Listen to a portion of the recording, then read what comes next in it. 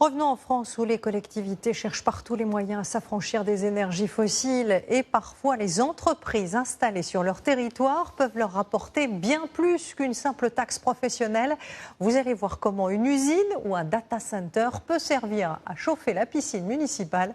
Olivier Santiki, Vincent Lameau et Marie-Simon Legal. 4 bassins, 1 700 000 litres et une température presque tropicale. Aucun problème de confort au centre aquatique du Val d'Europe, en Seine-et-Marne. On a 29 degrés sur le sportif et 31 ou 30 sur les bassins destinés aux enfants. Et ça sera la même chose au mois de décembre ou de janvier? Oui, exactement. Si l'agglomération n'est pas horrifiée par les tarifs du gaz, ils ont été multipliés de 5 à 8 fois au fil des mois, c'est parce qu'elle n'en dépend pas.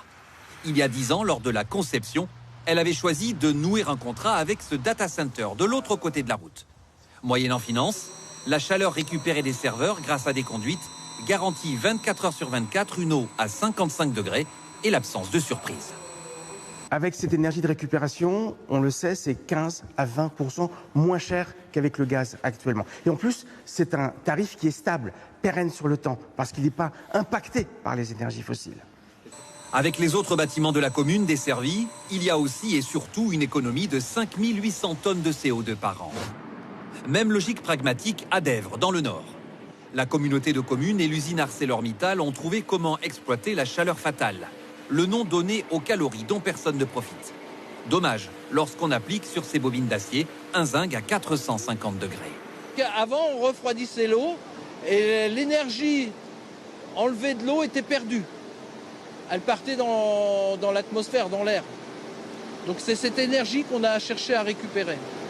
De l'eau à 50 degrés, des chaudières à gaz pour compenser les baisses d'activité de l'usine, l'installation et son coût en valent la chandelle. Pour le réseau de chaleur, 1,3 million. On prévoit un retour sur investissement sur 7 ans. Mais avec l'augmentation, je pense que le retour sur investissement, il sera beaucoup moins. Beaucoup moins long que prévu. Une aubaine, surtout si l'on compare cette somme au surcoût supporté par d'autres piscines.